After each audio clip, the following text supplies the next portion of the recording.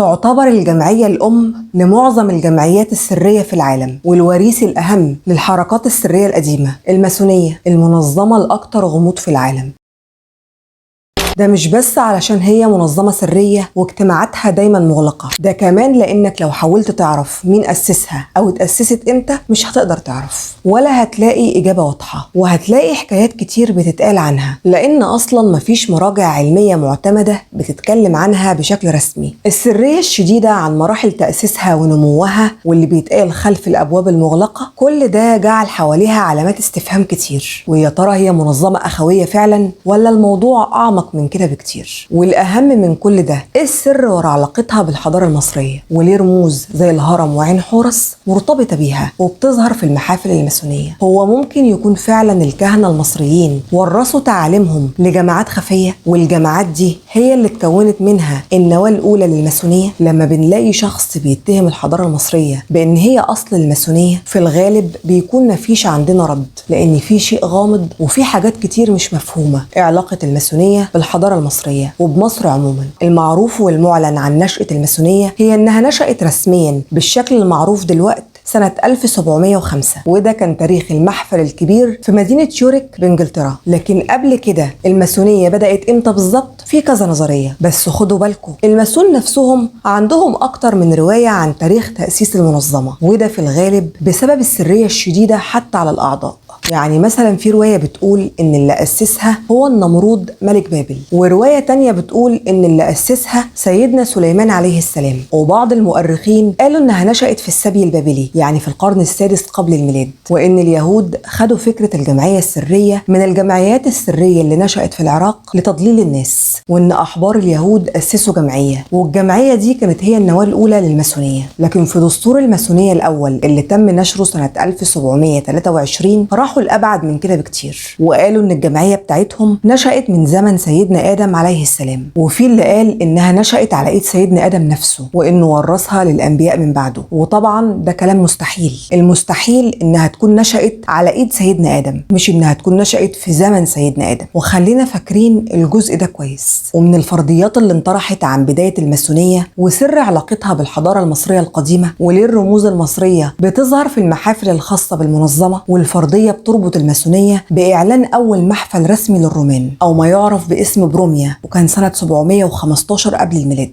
وفي التاريخ ده كان تأسيس أول تنظيم أو طقس ديني أو محفل ديني رسمي للرومان. وفي نفس التوقيت الزمني كان بيحكم مصر الأسرة ال22، وكانت من فترات عصر الإضمحلال في مصر. ويقال إن الأسرة ال22 انطردت من مصر بعد ما حرقوا المعابد وسرقوا البرديات المصرية، وجدهم الأكبر هو شيشانق الأول، وده كان واحد من أحفاد بويواوا اللي اتقال إنه دخل مصر كأسير حرب. وفي رأي تاني بيقول إنه دخل في الهجرات البدوية، والأسرة دي أصولها بترجع لليبيا مش مصر. وبعد فترة من وجودهم في مصر قدروا إنهم يوصلوا للحكم، ويقال إنه كان آخر حكامهم شيشانق الرابع. وبعد طردهم من مصر بحوالي 5 سنين بدأ الإعلان الأول لمحافل المنظمة، وفيها الشعائر المصرية القديمة اللي مفروض إن الأسرة دي سرقتها من مصر ونسبتها لنفسها. ملكة بريطانيا اللي هي الملكة إليزابيث معروف إنها كانت رئيسة المحفل الأكبر الماسوني، والغريب إنه حكمها كان مرتبط بالحضارة المصرية القديمة. يعني مثلا وجود حجر المصير والمعروف باسم حجر يعقوب،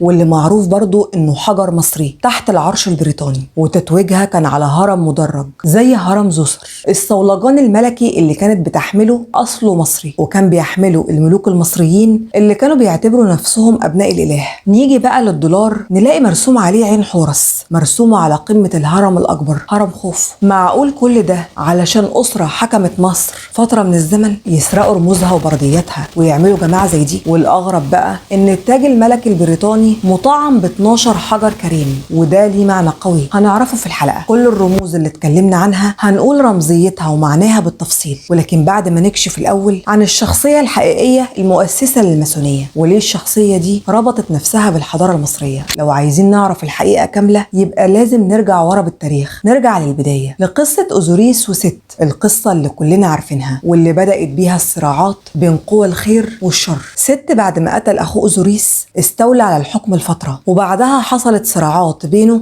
وبين حورس ابن أوزوريس. والمعروف لينا إن ست جرح عين حورس، والعين المجروحة كانت العين اليسرى. وبعد المعركة قام تحوت بمعالجة العين وإعادتها لحورس، وعين حورس بعد كده أصبحت رمز للشفاء والحماية الإلهية والنظام. وكان كمان عين حورس رمزها القمر، لأن القمر بيرمز للنظام والشفاء. للنظام لأنه بيظهر في السماء بشكل دوري ومنتظم، وبينمو ويتجدد كل 29 ل 30 يوم، والتكرار المنتظم بمثابة ساعة طبيعية، لأن المصريين القدماء كانوا بيعتمدوا على حركة القمر في المواسم الزراعية والفصول والطقوس الدينية، وده المقصود بالنظام. وكمان ربطوا القمر بالشفاء، لأن القمر بيفقد ويرجع ويتجدد وبيرجع تدريجي، فرجوعه بيكون رمز للتجدد والشفاء. علشان كده بقى القمر رمز لعين حورس، لأنه حورس كان هو النظام قصاد فوضى ست. لكن القصة ليها كمالة مش بتتقال دايما، ويمكن مقصود انها ما تتقالش، وهو ان حورس في الصراع أصاب ست في عينه اليمنى، أو بمعنى أوضح قلع عليه عينه اليمين. ولكن تحوت منزلش رجعها ليه مرة تانية زي ما عمل مع حورس. ويقال ان ست وضع مكان العين المفقودة بلورة. ست في الحضارة المصرية هو إله الصحراء والفوضى والعواصف، وفي بعض التفسيرات كانوا بيرمزوا ليه بالشمس الحارقة والقوة العدوانية. والمصريين القدماء كانوا بيرمزوا العين ست برمز الشمس، ومش المقصود إنها بتنور الكون، ولكن كان المقصود قسوتها أثناء النهار في الصحراء القاحلة، وإنها بتكون عدوانية وحارقة ومؤذية. لو بصينا للعين اللي على الدولار هنلاقيها العين اليمين اللي فقدها ست، مش العين اليسرى اللي فقدها حورس ورجعت ليه. وفي نفس الوقت العين اللي على الدولار محاطة بأشعة الشمس اللي هو رمز القوة العدوانية الخاص بست. فالعين اللي على الدولار مش عين حورس، هي عين ست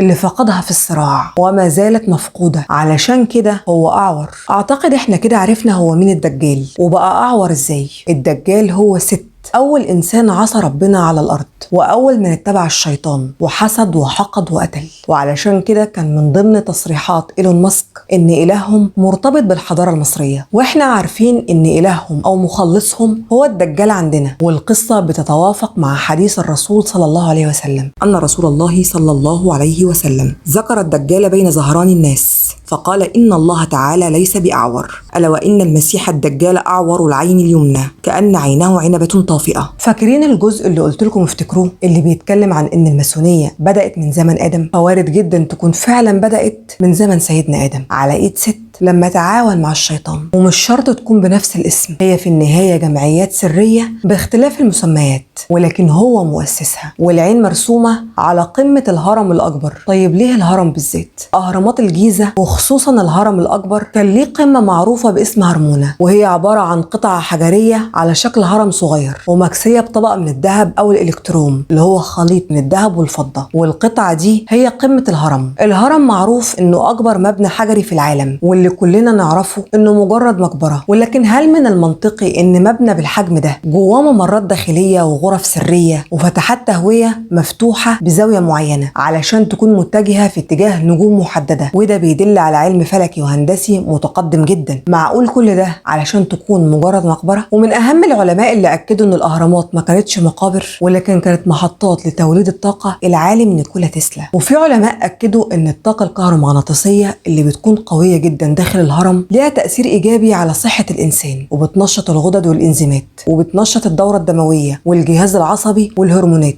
وكل ده بيقوي المناعة، فبالتالي مفيش أمراض. بالإضافة إنها بتأثر على شخصية الإنسان، بتجعلها أقوى وأكثر تأثير وسيطرة على شخصية الآخرين. ومهندس وعالم الراديو كارل داربل قال إن الطاقة الهرمية بتجدد شباب الجسم البشري وبتزيد نشاطه وحيويته. وبنخرج من كل ده إن الهرم فعليا ما كانش مجرد مبنى حجري، ده مصنع لتوليد الطاقة، والطاقة دي فايدتها بتوصل لمحاربة الأمراض والشيخوخة. بالإضافة إن في فرضيات بتقول إن عمر الأهرامات بيرجع لما قبل الطوفان، وإنها كانت موجودة من قبل التاريخ المعروف لينا ومن قبل عصر الأسرات بكتير. يعني الأهرامات بالنسبة لعمرها الزمني وكمان كمبنى بيولد طاقة بتجدد شباب الإنسان، فهي كده بقت فعلا رمز للخلود في الأرض. وبما إن هو شخصية مخلدة في الأرض إلى أن يشاء الله، فبقى الهرم رمز ليه. وبالنسبة لقمة الهرم اللي هي الهرمونة اللي مرسوم عليها شكل العين، كانت وظيفتها إن جسم الهرم بيجمع الطاقة، والقمة المعدنية بتبث الطاقة الطاقة أو بتستقبلها من الكون. وبغياب القمة اتعطلت طاقة الهرم، لأن القمة كانت هي المفتاح لتفعيل الطاقة اللي بينتجها الهرم. وطبعا الهرمونة اللي هي قمة الهرم اتسرقت،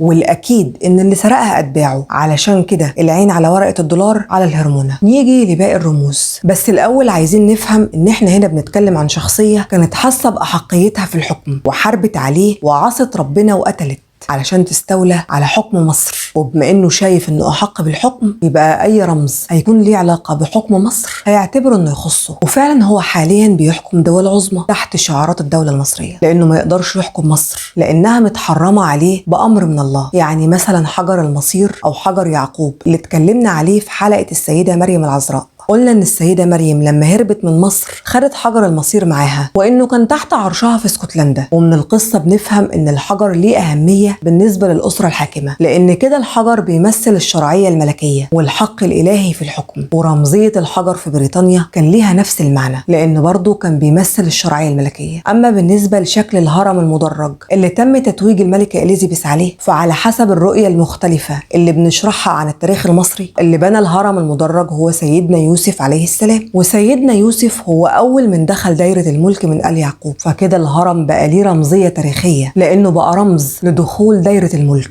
ده غير إنه ليه رمزية روحية، وهو إنه بيمثل سلم رمزي للسماء، وإن الملك بعد وفاته هيلتحق بالتسويع المقدس. والرمز اللي بعد كده هو الصولجان، واللي كان في الحضارة المصرية بيعني السلطة والقوة والسيادة والهيمنة. وست أو الدجال هو بالفعل حاليا مهيمن على العالم. وال12 حجر الموجودين في تاج ملكة بريطانيا فبيشيروا لل12 قبيلة اللي اتقسموا من بني إسرائيل زمن سيدنا موسى، وربنا ذكرهم في القرآن الكريم في قوله تعالى: وقطعناهم 12 أسباطا أمما. والإشارة ليهم على شكل أحجار كريمة في التاج الملكي البريطاني بيعني إنهم الأعلى في العالم، إنهم النخبة لأنهم نسلوا حتى علم بريطانيا وعلم أمريكا وفرنسا، ودول أبرز الدول اللي بيحكم العالم من خلالهم. ال3 دول أعلامهم فيها 3 ألوان: الأبيض والأحمر والأزرق، نفس ألوان أقاليم مصر القديمة. التاج الأبيض مملكة الجنوب، والتاج الأحمر مملكة الشمال، والتاج الأزرق اللي كان بيرمز لتدفق مياه النيل اللي بتربط أقاليم مصر وبتوحد الشمال مع الجنوب. جماعة بيتقال عنها إنها بتتحكم في العقول وبتغير المجتمعات وعايزة تبني عالم جديد على طريقتها. ولكن الأخطر من كل ده إن الجماعة دي مش شغالة لوحدها، دي بتمهد لظهور شخصية اتقال عنها إنها أعظم فتنة في تاريخ البشرية: المسيح الدجال.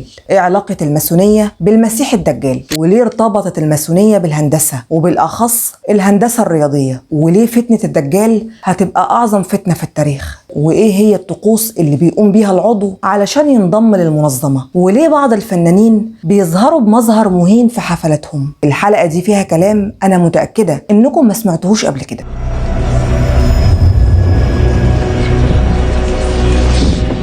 حلقتنا النهاردة هندسة يا جماعة، فاللي معانا يطول باله. اتكلمنا في الحلقة اللي فاتت عن بداية أو نشأة الماسونية، وكمان عن المسيح الدجال، مين هو وإيه علاقته بالحضارة المصرية، وليه الرموز المصرية زي عين حورس والهرم الأكبر مرتبطة بالمنظمة وبتظهر في المحافل الماسونية. النهاردة بقى هنعرف أكتر عن الدجال وليه ارتبطت المنظمة اللي أنشأها بالهندسة، وبالذات الهندسة الرياضية. عايزين في الأول نعرف إن الماسونية مش منظمة حديثة زي ما ناس كتير فاكرة، ولكن هي منظمة موجودة من زمان. وخلال الحلقة هنعرف هي بدأت من أي زمن، ولكن الظهور باسمها الحالي اللي هو الماسونية الدلائل بتقول إنه من زمن سيدنا موسى عليه السلام. لما اتكلمنا قبل كده عن الدجال عرفنا شخصيته في الحضارة المصرية القديمة. طيب هل اتذكر الدجال في القرآن الكريم؟ تم ذكره في قوله تعالى: واتل عليهم نبأ الذي آتيناه آياتنا فانسلخ منها فأتبعه الشيطان فكان من الغاوين. والمقصود بالآيات في الآية الكريمة هو العلم، يعني الشخص ده كان عالم وكان عنده علم من الله سبحانه وتعالى. وفي الآية اللي بعدها ربنا بيقول: ولو شئنا لرفعناه بها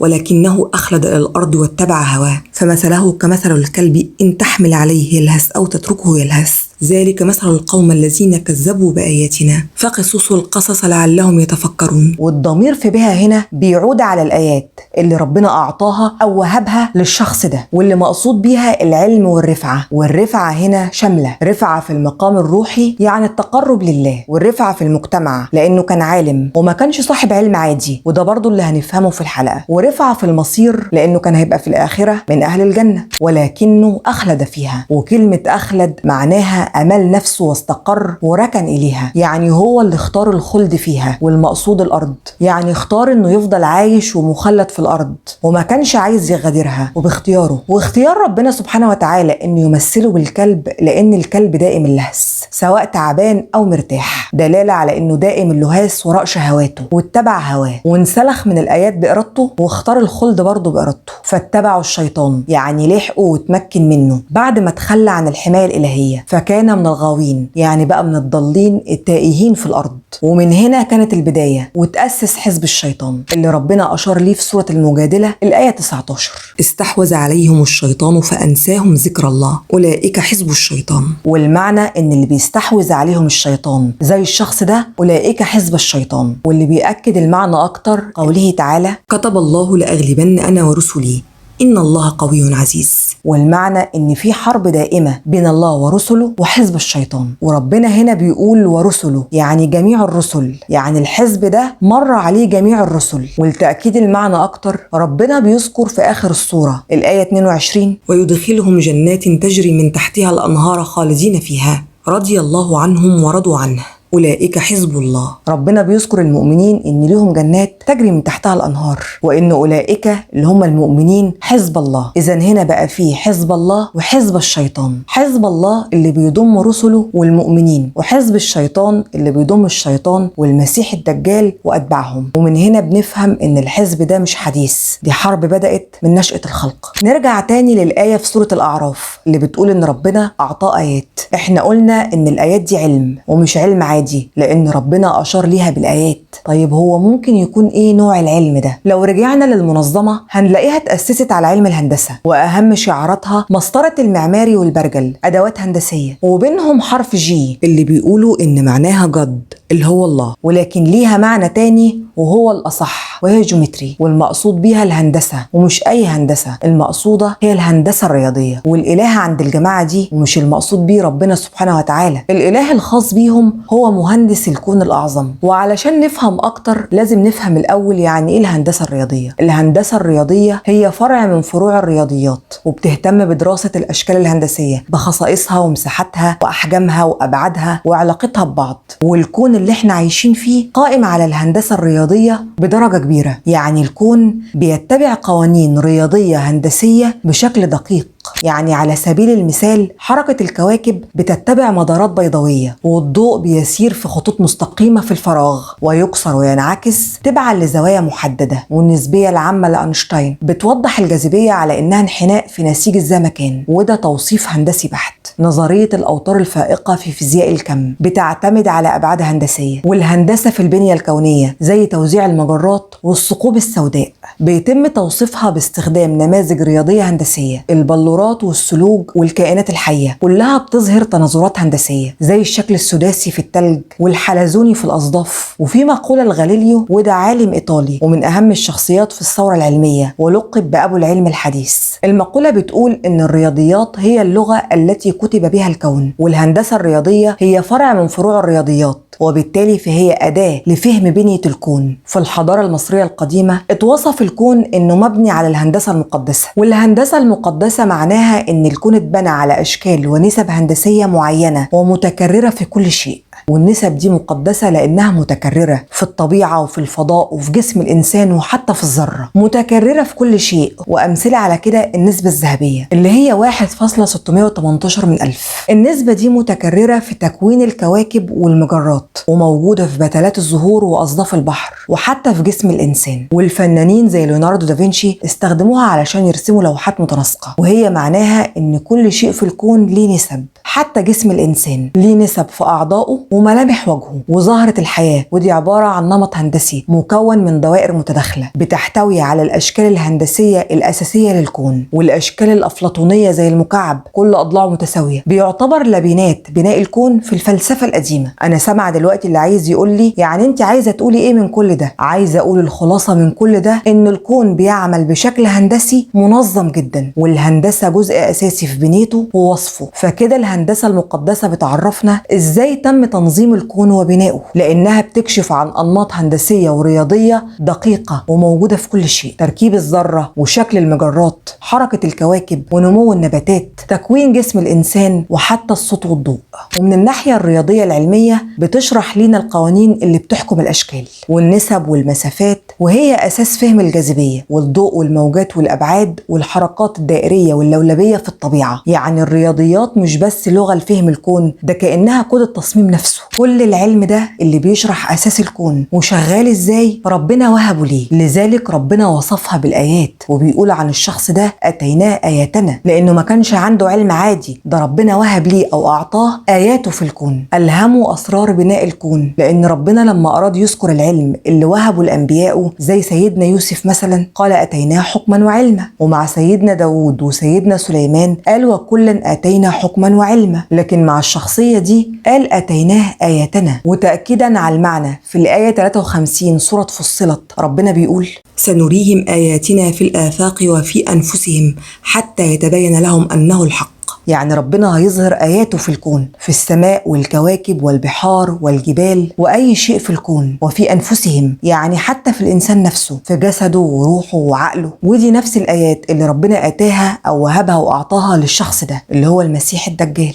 ولكن هو بدل ما يشكر جحد وانسلخ منها. السؤال هنا بقى، هل ممكن التحكم في الكون والظواهر الطبيعية عن طريق علم الرياضيات؟ أيوة ممكن التحكم عن طريق علم الرياضيات. ومثال على كده المطر الصناعي. العلماء فهموا ازاي بيتكون المطر الطبيعي: بخار ماء وتكاثف وسحب وضغط. فاستخدموا الفيزياء والرياضيات وقدروا يخترعوا طرق لرش مواد معينة زي اليود الفضي في السحب علشان يحفزوها تنزل مطر. يعني هما ما صنعوش مطر من لا شيء، فهموا قوانين تكوينه ومشيوا عليها. وده مثال بسيط لان ما عندهمش قدرة إلهية اللي هي الخلق من العدم، ولكن هو عنده سر القوانين اللي هي الآيات، وبيمشي على القوانين فبتدي نفس النتيجة، ولكن بالقوانين مش كن فيكون. وده اللي هيجعل ظهوره أو خروجه فتنة كبرى، لأنه فاهم قوانين الكون. والبشر اللي إيمانهم ضعيف هيشوفوا أن القدرات دي قدرات إلهية فهتحصل الفتنة. لكن في الأصل ربنا بيأكد في القرآن أن هو اللي أتاه الآيات دي ووهبها لي. يعني الشخص ده مهندس، علشان كده الإله بتاعهم مهندس الكون الأعظم. وللتأكيد على كل اللي قلناه وأنه كان عالم في علم الهندسة بشكل عام والهندسة الرياضية بشكل خاص، كلنا عارفين قصة سيدنا موسى مع السامري، وازاي السامري فتن بني إسرائيل لما أخرج ليهم عجلا جسدا له خوار.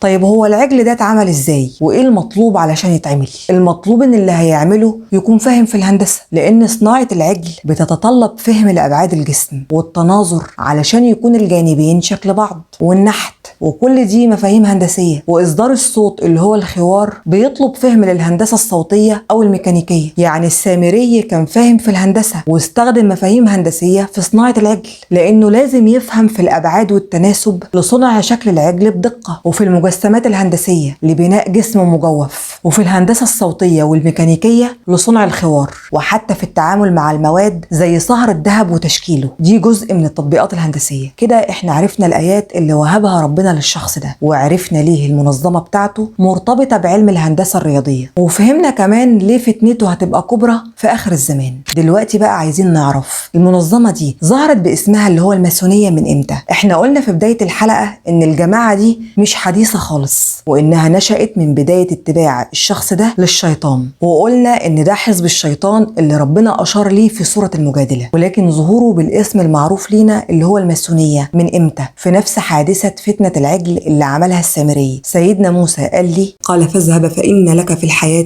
أن تقول لا مساس، يعني طرده وقال له ان انت ليك في الحياة ان لا احد يمسك. وكلمة الماسون اللي هي اسم المنظمة هي كلمة مش عربية، ومعناها البناؤون الأحرار اللي هي فري ماسون، وهي لغويا ملهاش علاقة بكلمة لا مساس اللي مذكورة في القرآن. ولكن من الناحية الصوتية لا مساس معناها الامتناع عن المس، والماسون بتوحي بعكس كلمة لا مساس. فالماسون بتوحي بالاتصال والإذن بالمس، ولكن ده تشابه صوتي فقط مش لغوي. بس برغم انه تشابه صوتي، في دستور الماسونية اللي قلنا عليه قبل كده وان تم نشره سنة 1723 واللي كتبه كان جيمس أندرسون، ورجع أعاد كتابته بنجامين فرانكلين سنة 1734، الدستور ده كان عبارة عن 40 صفحة عن تاريخ الماسونية من عهد سيدنا آدم وسيدنا نوح عليهم السلام لحد عهد جيمس الأول ملك إنجلترا. والدستور بيشير إن الماسونية بشكلها المعاصر هي في الأصل امتداد للعهد القديم، وإن اليهود اللي غادروا مصر مع سيدنا موسى هم اللي شيدوا أول مملكة للماسون. ومعنى كده إن الماسونية هي امتداد لمنظمة كانت موجودة فعلا، بالإضافة إنها ظهرت باسمها المعروف حاليا اللي هي الماسون بعد ما سيدنا موسى قال للسامري لا مساس. فكده هيبقى المعنى الصوتي ليها هو الأرجح، وإن الماسون هم المقربين أو اللي في منظمته والمسموح ليهم إنهم يعرفوه أو يقربوا من المحيط الخاص بيه. أما بقى بالنسبة لشروط الانضمام للمنظمة فبيكون مطلوب من العضو إنه يقدم طلب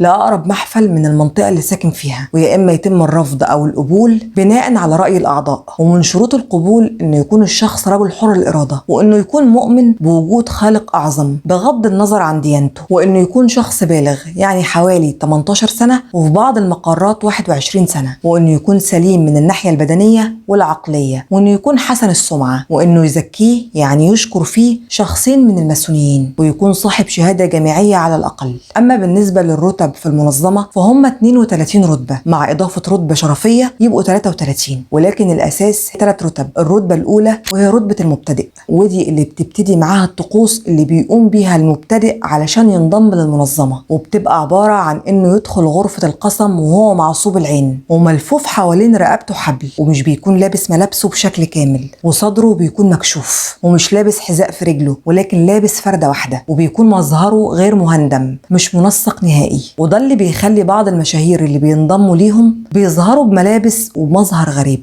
تعرضهم للسخرية، لأن دي بتكون من طقوس أو شروط الترقي إنه يذل نفسه بملابس مهينة علشان يعلى درجة. واللي بيأكد كلامي إن بعد حفلة محمد رمضان اللي كانت من حوالي 4 شهور اللي لبس فيها لبس صبي الراقصة، في الفترة الحالية هو ظهر مع لارا ترامب مرات ابن ترامب رئيس أمريكا اترقى. نرجع تاني لباقي الطقوس. بعد ما العضو بيدخل بالملابس دي بيستقبلوه بطعنة رمزية، وبيدخل على شخص جالس على كرسي وبيطلب من العضو الركوع، ويبدأ الشخص اللي على الكرسي يدعو الإله إنه ينزل البركة على الحضرة دي ويوفق العبد اللي هو العضو إنه يكون ماسوني مخلص. وبعدها يقوم العضو من الركوع ويتعهد بإنه يحفظ أسرار الجماعة، ويرجع يركع مرة تانية على رجله الشمال، ورجله اليمين بتكون على شكل مربع، وياخد برجل بإيده الشمال ويواجهه لصدره ويدعو الله بالثبات. ووقتها بيقولوا ليه على أسرار المرتبة الأولى اللي هي مرتبة المبتدئ، وبيفهموا إن هو إذا حاول الهرب العقاب هيبقى الطعن أو الشنق. وبيقوم يطوف حوالين الهيكل اللي بيكون موجود في المقر في اتجاه دوران عقارب الساعة، وبعدين يسجد للهيكل. أما المرتبة التانية اللي هي مرتبة أهل الصنعة، وقتها العضو بيلبس قلادة على شكل الزاوية القائمة، وبتكون دايما متعلقة على صدره، ومعناها إنك لازم تمشي معانا بشكل مستقيم وحسب ما احنا عايزين. وفي حالة الاستفادة منه بيترقى للمرتبة الثالثة، وفي المرتبة الثالثة بياخد بوصلة بتكون معاه دايما، ودي بتكون درجة ولاء عالية لدرجة إنك تموت ولا إنك تفشي سر من أسرارهم. كده دول أول 3 درجات. الدرجات بقى من 4 ل 32 دي درجات إضافية، أو نقدر نقول إنها تقديرات فخرية للأعمال المميزة اللي بيقوم بيها العضو للمنظمة. والدرجة 33 دي درجة شرفية ومش بياخدها أي حد، لأنها بتمنح تقديرا لخدمة عظيمة قدمها العضو للمنظمة. نيجي بقى للمرحلة الأخيرة، إيه أهدافها؟ كل جماعة أو منظمة ليها أهداف، واللي بتظهره المنظمة دي إن أهدافها كلها خير وأهداف نبيلة، يعني القضاء على الفقر ومساعدة الفقراء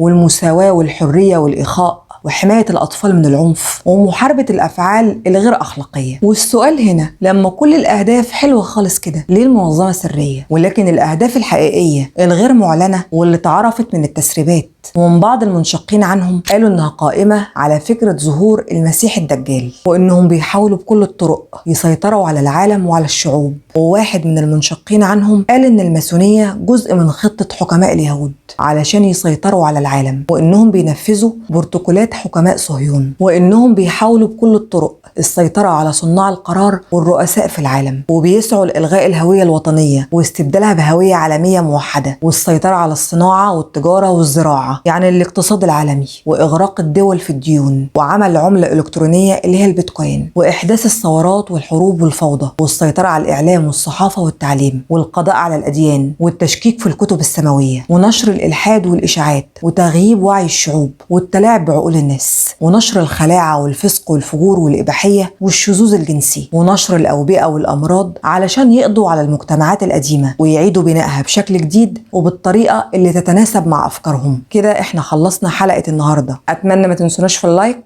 والسبسكرايب.